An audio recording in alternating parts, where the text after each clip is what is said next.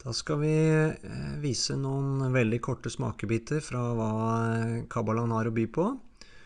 Og la oss da begynne kort med å si at vi så langt har beskrevet veldig kort de 4 verdener.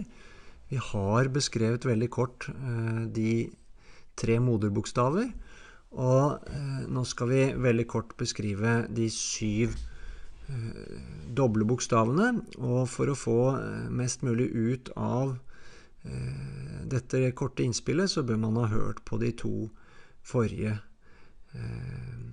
presentasjonene. Og som sagt så er det jo sånn at i Kabbala så forsøker man å beskrive det som skjer i rommet, eller i space, eller i universet som kabbalistene kaller det, med referanse til 3 sett med bokstavgrupper, nemlig de 3, de 7 og de 12. Og vi er jo veldig godt kjent med disse 3, 7 og 12 fra før, de av oss som har jobbet med astrologi og esoterisk astrologi. Så det er jo da moro å se hvordan kabbalistene har gjort dette, for vi får mange spennende assosiasjoner. Og når det gjelder de 7 doble bokstavene, så er det jo da er det jo veldig greit å begynne med denne oversikten, som mange har sett før. Ute til venstre så har vi de 7 stråler, nedover her, 1 til 7. Og hver og en av disse 7 strålene, de virker jo gjennom 3 konstellasjoner. Det betyr jo at hver og en av disse 7 strålene har i bunn og grunn en tredeling. Og det betyr at for eksempel når det gjelder den første strålen, så er den i sitt reneste uttrykk, altså ren vilje, den virker da gjennom væren, konstellasjonen væren. Hvis vi ser på første stråle med sin kjærlighetsdimensjon, altså første stråle her, punkt 2, så virker den gjennom løven, og vi vet jo at løven blant annet er knyttet til hjertet. Og til slutt så virker den første strålen også gjennom steinbukken, som er et jordtegn, som er veldig flink til å forankre livets vilje i ren fysisk forstand.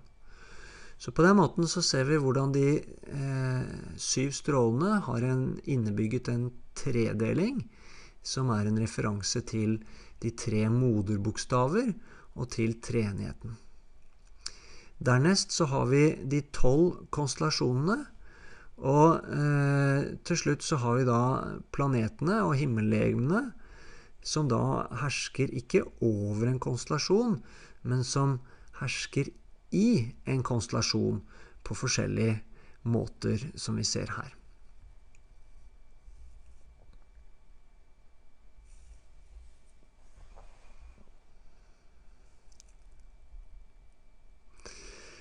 Så denne oversikten er egentlig en veldig grei og enkel og god beskrivelse av hvordan de 3 moderbokstaver, de 7 doble bokstaver og de 12 enkle bokstaver i Kabbalaen, hvordan de rent faktisk virker i rommet, eller i space, eller i universet, slik kabbalistene da forsøker å vise oss gjennom sin cube of space, som vi har sett på når vi presenterte de 4 verdener.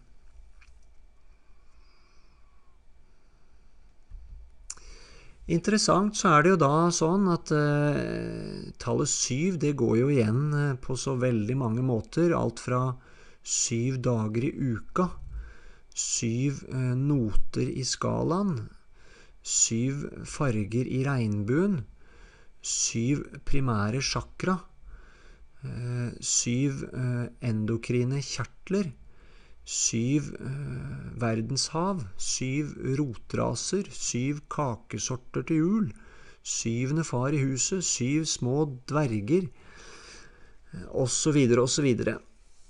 Og denne logikken gjelder ikke bare vårt eget fysiske liv, men det gjelder også jordkloden, og her har vi de 7 chakraene på kloden, slik Alice Bailey ser det. Og nederst I rotsjakra så har vi mineralriket. Og over der så har vi da sakralsjakra, som hun da knytter til englene og deva-riket. Hun argumenterer jo for at englene, som jo kalles devaer I Østen, de har primært ansvar for livets formside. De foreløpig ikke selvbevisste, med unntak av de englene som da har kommet langt videre på sin evolusjon, og som I mange tilfeller også har vært igjennom menneskeriket. Hennes syn på engler skiller seg jo fra Steiner. Han har jo en litt annen forståelse, men det skal vi ikke gå inn på nå. Så har vi solar plexus med planteriket, halssjakra, dyreriket, pannesjakra, menneskeriket, hjertesjakra, hierarkiet og hodesjakra, shambhala. Igjen, 7 sjakra her på kloden, hvor kloden da betraktes som ett levende vesen, og da skal jo helst alle sjakraene fungere godt sammen da.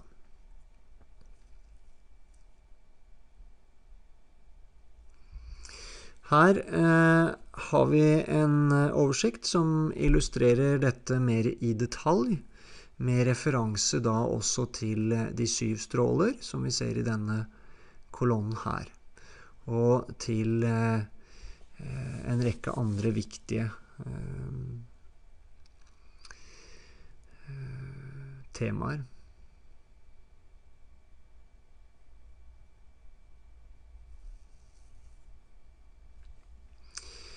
Vi får bare gå fort videre, og igjen peke på at vi har også 7 sjakra, og de kan man jo da selvfølgelig studere I østlig medisin. Der de jo proffe på nettopp de 7 sjakraene.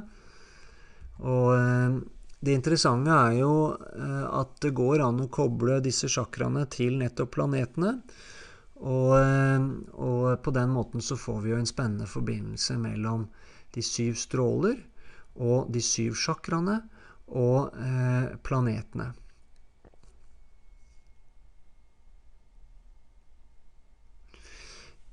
Dette vil jo variere litt grann, avhengig av hvor mennesket står på sin utviklingsvei. Jeg har bare tatt med en variant her, men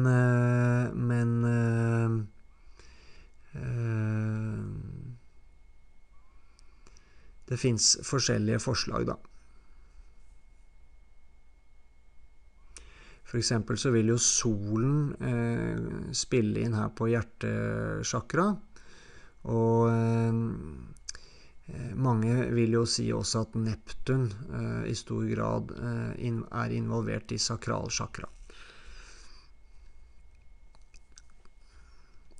Så har vi til slutt disse endokrine kjertlene våre, som definitivt også henger sammen med disse 7 doble bokstavene. Og de jo avbildet her, med binyrer og testikler og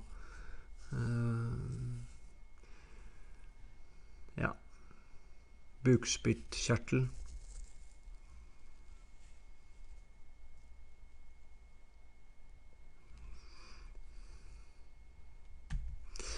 Disse kan også knyttes til både strålene og planetene, slik vi ser her.